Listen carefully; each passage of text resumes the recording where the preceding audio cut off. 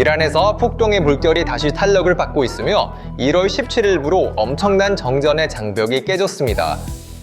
정권은 계엄령을 선포하며 모든 것이 통제되고 있다고 말했습니다. 그러나 오늘 우리는 테헤란의 거리에서 정권을 전복하려는 대규모 시위를 목격하고 있습니다. 이 이미지들은 현장의 긴장이 얼마나 위험하고 통제 불가능해졌는지를 기록합니다. 이제 이것은 논란이 될 주제이며 유튜브가 이를 홍보하지 않더라도 상관없습니다. 어쨌든 진실을 밝힐 것입니다. 이런 논란이 되는 주제들은 알고리즘에 의해 억제되지만 좋아요 버튼을 클릭하여 알고리즘이 이를 홍보하도록 강제할 때는 예외입니다. 모든 것이 통제되고 있다는 정권의 이야기는 불길에 휩싸인 아한데 은행과 세무서의 이미지로 산산조각 났습니다. 불타고 있는 것은 은행만이 아닙니다. 정권에 손대지 못할 요새인 철권 바시지 본부가 사람들에 의해 습격당하고 불타며 수감자들이 풀려났습니다. 우리가 받은 1월 18일 아침에 검증된 영상은 정전 뒤에 벌어지고 있는 폭력의 규모를 보여줍니다. 특히 테헤란의 전략적 지점에서 촬영된 파노라마 이미지들은 도시의 여러 곳에서 짙은 검은 연기가 피어오르는 모습을 보여주며 이는 조직적인 행동 계획을 나타냅니다. 이 연기는 무작위로 불타는 쓰레기통에서 나오는 것이 아니라 특정 목표를 가지고 불태운 콘크리트 구조물에서 나오는 것입니다. 유출된 이미지는 테헤란의 거리가 이제 내전 지역으로 변했으며 정권이 완전히 통제력을 잃었다는 것을 증명합니다. 우리가 여기서 제시하는 데이터는 어느 한쪽을 지지하기 위한 것이 아니라 이 지역의 인도적 및 정치적 위기의 규모를 분석하기 위한 것입니다. 여기서 가장 중요한 세부 사항은 목표의 선택입니다. 사람들은 그들의 돈과 미래를 훔친 기관들에 맞서 돌이킬 수 없는 붕괴 과정을 시작했습니다. 1월 18일 밤에 시위는 형태를 바꾸었습니다. 야당 소식통에서 확인된 이미지에 따르면 테헤란의 바시지 본부가 사람들에 의해 포위되었습니다. 정권의 가장 두려운 세력인 바시지 민병대는 하메네이의 계엄령 명령에 따라 거리로 나섰지만 사람들의 분노를 견디지 못했습니다. 시민들은 건물에 들어가 불을 지르고 가장 중요한 것은 안에 있던 정치범들을 풀어주었습니다. 이 사건은 하메네이에게 개인적인 패배입니다. 그가 국가의 가장 큰 희망이라고 부른 구조의 붕괴입니다. 이는 1979년부터 정권을 지탱해온 두려움의 순환이 깨진 순간입니다. 사람들은 더 이상 먹잇감이 아니라 사냥꾼입니다. 바시지 본부의 붕괴는 왜 정권이 당황하고 있는지를 설명합니다. 1월 17일에서 18일 밤은 바시지 부대에 대한 정권 충성자들의 전략적 파괴 작전일 뿐만 아니라 국가의 재정 및 행정 요새에 대한 국민들의 직접적인 공격이기도 했습니다. 아한데 은행과 세모 행정 건물이 이 사건의 중심에 있었다는 사실은 시위의 성격이 변했음을 보여줍니다. 아한데 은행은 이란에서 단순한 금융기관이 아니라 국민의 눈에 정권 엘리트의 자본 이동과 부패의 상징입니다. 밤에 촬영된 영상은 이동 중인 차량에서 녹화된 것으로 은행 건물의 1층에서 상층으로 퍼지는 거대한 불길을 보여줍니다. 이러한 행동은 시위가 평화로운 경계를 넘어 전략적 인프라 전쟁으로 변했다는 구체적인 증거입니다. 이 상황은 금융문헌에서 알고 있는 은행 대란이 물리적 은행 파괴로 변한 지점입니다. 시스템 내의 돈이 이미 정권에 의해 도난당했거나 증발되었다는 것을 깨달은 대중은 부채 기록과 시스템의 기억을 지우는 쪽으로 돌아선 것으로 보입니다. 유사한 상황이 세무서 건물에서도 벌어지고 있습니다. 높은 곳에서 촬영된 영상은 건물의 지붕과 창문에서 불길이 치솟는 모습을 보여주며 국가의 수입원이 직접적으로 공격받았음을 확인시켜줍니다. 세무서의 방화는 국가 번위의 가장 근본적인 기능인 세금 징수 능력과 그 정당성에 대한 공격입니다. 한편 이란에서는 국영 라디오와 텔레비전 방송국이 불에 탔습니다. 시위대는 이스파한 주중심에 있는 국영 텔레비전 건물에 들어갔습니다. 공유된 이미지에는 위성 안테나와 일부 통신 장비가 불길에 휩싸인 모습이 보입니다.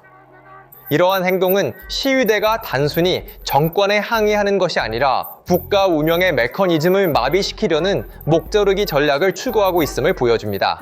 사다트 아바드 지역에서의 정권군 차량 당화와 거리들이 불덩이로 변한 것은 보안군이 현장 통제력을 잃었다는 것을 보여줍니다. 정권군이 장갑차를 보호할 수 없는 상황에서 정부 건물을 보호하는 것은 기술적으로 불가능해집니다. 이 시점에서 훨씬 더 어두운 요소가 작용하여 지상에서의 힘의 균형을 외국 민병대로 이동시킵니다. 이란 정권이 자체 경찰과 바시지 부대에 대한 신뢰가 흔들리고 있다는 심각한 징후가 있습니다. OCNT 소스와 현장 보고서에 따르면 이라크의 시아파 민병대, 아프가니스탄 출신의 파테미은, 파키스탄 출신의 자이나비운 여단이 이란에 배치된 것으로 확인되었습니다. 분석가들은 이 상황을 정권이 내부 보안을 제공하는 데 실패한 것으로 평가합니다. 이는 국가가 직면할 수 있는 가장 무력한 상황 중 하나로 외국 용병을 자국민에게 사용하는 것입니다. 정권은 봉기를 진압하고 있다고 주장하지만 실제로는 나라를 점령 지역으로 만들고 있습니다. 이 외국 요소들의 존재는 충돌의 강도를 증가시키고 사람들의 분노를 민족주의적 반사와 결합된 총체적인 저항으로 변모시킵니다. 기술적으로 말하자면 정권의 정보 차단 조치는 정보 흐름을 차단하기보다는 추측과 두려움으로 정보 공백을 채웠지만 이러한 유출된 이미지들은 진실의 베일을 벗겼습니다. 계엄령 선포, 인터넷 차단, 외국 민병대 배치는 정권이 모든 전통적인 억압 수단을 소진했음을 보여줍니다. 그러나 이란 거리에서 불타는 모든 건물, 외치는 모든 구호, 기록된 모든 이미지는 이러한 도구가 더 이상 효과가 없음을 증명합니다. 특히 밤에 촬영된 영상은 사람들이 레이저, 폭죽, 수제 폭발물로 경찰에 대응하여 보안군을 후퇴하게 만든 순간을 보여주며 특정 지역에서 전술적 우위가 시위대로 이동했음을 나타냅니다. 이 분석은 폭력을 조장하려는 것이 아니라 군사적 관점에서 지상의 전술적 변화를 검토하려는 것입니다. 이것은 법과 질서의 문제가 아닙니다. 이것은 기술적, 행정적으로 정지된 시스템입니다. 이 전술적 붕괴는 이란의 사회 및 정치 계층 전반에 걸쳐 멈출 수 없는 파급 효과를 일으키고 있습니다. 정권의 최고위층에서 나오는 발언과 거리의 현실 사이의 격차는 그 어느 때보다 깊어졌습니다. 이란의 종교 지도자 알리 하메네이의 최근 발언은 이러한 괴리의 가장 구체적인 증거입니다. 본부가 현장에서 무너질 때 하메네이는 학살을 축하하며 우리는 반란군의 등을 꺾었다고 선언합니다. 카메네이는 전국에서 발생한 사건으로 수천 명이 사망했다고 인정하면서도 이 비극을 애도의 이유가 아닌 정권의 성공적인 진압의 증거로 제시하고 있다. 그러나 현장 데이터에 따르면 민간인 사망자 수는 하메네이가 언급한 수천 명을 훨씬 초과하여 2만 5천 명이 넘는 사상자가 발생했습니다. 이 수치는 독립적인 인권단체 보고서를 기반으로 합니다. 법무장관 알리 살레히는 트럼프의 경고를 헛소리라고 일축하며 저형은 계속될 것이라고 말합니다. 그러나 바시지 분부를 습격하고 교수대에 있던 죄수들을 해방시킨 사람들을 위협할 수는 없습니다. 법률 시스템은 억제 효과를 잃었습니다. 이제 자신의 국민의 피 위에 승리 이야기를 쓰려는 시도는 정권의 정당성 위기의 마지막 단계입니다. 사람들의 분노를 달래기는커녕 이 수사는 불에 기름을 붓고 있습니다. 사상자 수를 축소하고 죽음을 정당화함으로써 정권은 스스로 국민의 눈에 아버지 같은 국가의 환상을 파괴했습니다. 사람들은 더 이상 국가를 앞에 두고 있지 않고 생존을 위해 무엇이든 할 전명자처럼 행동하는 기계장치를 보고 있습니다. 테헤란 수석 검사 알리 살레히의 발언도 공포의 제국을 유지하려는 이 노력의 일환입니다. 살레히는 미국 트럼프 대통령의 800건의 처형 중단 요청에 대해 외교적 기준을 넘어서는 강경한 태도로 터무니없다고 말하며 사법부가 신속하고 단호할 것이라고 강조했다. 이 성명은 정권이 물러서지 않고 오히려 압박을 강화하고 충격 교리를 적용할 것이라는 선언입니다. 살레히는 분명히 메시지를 전달합니다. 우리는 당신의 말을 듣지 않으며 계속 억제력을 유지할 것입니다. 그러나 역사는 혁명 과정에서 교수대가 두려움이 아니라 순교의 동기를 부여한다는 것을 보여줍니다. 정권이 법적 절차라고 부르는 것은 이제 사람들의 눈에는 정치적 살인으로 간주됩니다. 이 심리적 붕괴는 테헤란에만 국한되지 않습니다. 정권의 이념적 거점으로 여겨지는 컴과 마슈아즈 같은 지역에서 오는 이미지들은 봉기가 기층으로 확산되었음을 증명합니다. 마슈아드에서 군중들이 샤 만세를 외치며 팔라비 왕조를 언급하는 것은 정권의 45년간의 이념적 패권이 사라졌다는 신호입니다. 몰락에게 죽음을이라는 구호가 종교 중심주의에서도 울려 퍼지는 것은 정권이 자체 기반을 잃었다는 것을 보여줍니다. 이 구호들은 증오 발언이 아니라 정권의 정책에 대한 분노의 급진적 표현입니다. 사람들이 밤에 지붕 위로 올라가 어두운 도시에서 서로에게 외치며 레자 팔라비 왕자의 부름에 응답하고 있습니다. 이것이 두려움의 벽이 무너지는 순간입니다. 만약 정권이 통행금지를 선언했지만 수백만 명이 그 통행금지를 무시하고 거리로 나선다면 그 통행금지는 종이 위에만 남아있을 뿐입니다. 비록 정권이 외부 위협으로 국내 분가를 균형 잡으려 하지만 경제적 현실이 이를 허락하지 않습니다. 세무소의 방화는 국가의 현금 흐름이 물리적으로 차단되었음을 의미합니다. 은행의 방화는 금융 시스템에 대한 신뢰가 제로로 줄어들었음을 의미합니다. 국가가 더 이상 세금을 징수하거나 은행 시스템을 운영할 수 없게 되면 보안부대의 급여를 지급할 수 없게 됩니다. 이는 정권이 가장 의존하는 충성의 사슬이 끊어지게 만듭니다. 테헤란 거리에서 검은 옷을 입고 행진하는 군중들이 우리는 시신 가방을 준비했다 라는 메시지를 전하는 모습은 사람들이 잃을 것이 없으며 죽음에 대한 두려움이 자유에 대한 열망으로 대체되었음을 보여줍니다.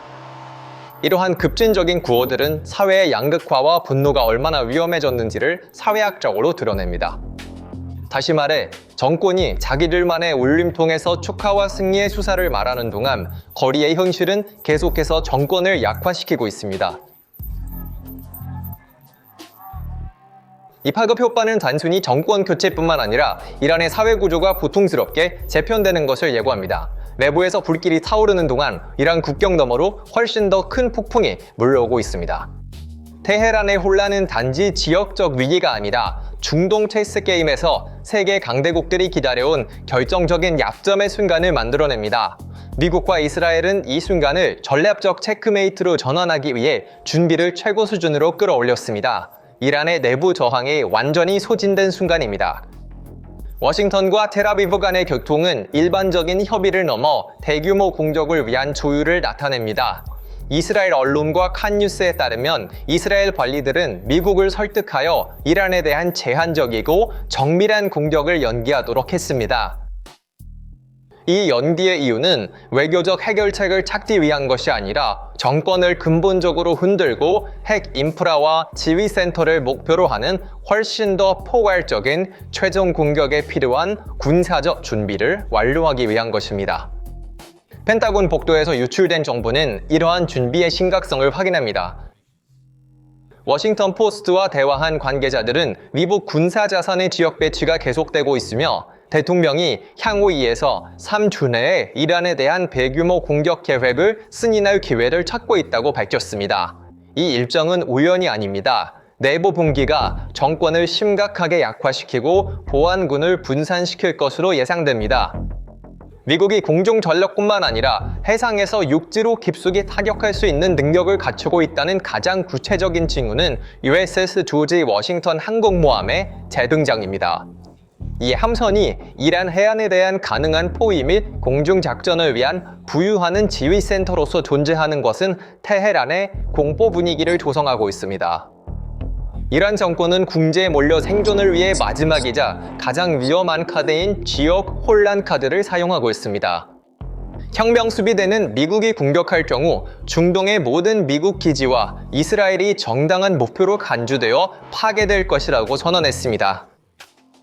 이 위협은 내가 불타면 모두를 태우겠다는 정권의 고전적인 전략입니다. 그러나 이번에는 상황이 다릅니다. 이란의 대리 세력은 이미 약화되었고 이란의 탄도미사일 능력은 이스라엘과 미국의 방어 시스템에 대해 시험되었습니다. 정권의 위협은 내부 붕괴를 막기 위해 해외에서 전쟁을 시작하려는 시도로 해석될 수 있습니다. 그러나 거리의 이란 사람들은 더 이상 외부 적의 수사에 귀 기울이지 않고 있습니다. 오히려 그들은 외부 개입을 정권의 종말을 가져올 촉매제로 볼 수 있습니다. 이 큰 그림에서 팔라비 요인과 국제사회의 입장도 결정적인 역할을 합니다. 레자 팔라비 왕자의 학살을 비난하는 감정적인 연설과 국민에 대한 지지 메시지는 이란 디아스포라와 국내 반대 세력을 결속시키고 있습니다. 트럼프 행정부와 이스라엘은 이란 국민의 저항을 군사작전의 정당성 근거로 사용하고 있습니다. 이란 국민을 해방하라는 구호가 가능한 군사 개입의 주요 모토가 되고 있습니다. 그 결과 이란 정권은 아래에서 자국민이 일으킨 불과 위에서 미국과 이스라엘이 준비한 미사일 폭풍 사이에 끼어 있습니다. 이 공약은 정권의 행동 여지를 제로로 줄이고 지역을 피할 수 없는 파괴적인 시나리오로 끌어들입니다. 체스판에서 수가 움직였고 정권에 대한 체크메이트는 시간 문제인 것 같습니다. 테헤란의 정전 조치는 정권이 전기뿐만 아니라 자신의 미래도 차단한 전환점이 되었습니다. 은행과 정부 건물을 집어삼킨 불길은 이란 국민이 두려움의 문턱을 넘었고 정권의 정당성이 완전히 사라졌음을 세계에 선언했습니다. 하메네이의 축하 망상과 검찰총장의 처형 위협은 다가오는 종말을 막지 못할 헛된 시도입니다. 현실은 워싱턴과 테라비브의 전쟁실에서 울려 퍼지고 있습니다. 내부에서 썩어가고 자기 국민과 전쟁 중인 정권은 외부로부터의 조직된 쿠데타에 가장 취약합니다. 그날 밤 꺼진 불빛들은 사실 이란의 새로운 새벽을 알리고 있었습니다. 정권은 오늘 거리를 정리할 수 있고 인터넷을 차단할 수 있지만 사람들의 마음에서 자유의 개념을 지울 수는 없습니다. 테헤란에서는 되돌아갈 수 없습니다. 화살은 이미 활을 떠났고 조준선에 있는 정권의 시간은 다가오고 있습니다. 안전한 피난처는 남아있지 않습니다. 전쟁은 이제 정권의 문턱에 있습니다. 그래서 이 문제에 대한 당신의 생각은 무엇입니까? 댓글로 당신의 생각을 공유해주세요. PPR 글로벌의 특별 분석과 사실에 대해 정보를 얻으려면 채널을 구독해주세요. 알림 설정도 잊지 마세요. 저희를 선택해주셔서 감사합니다.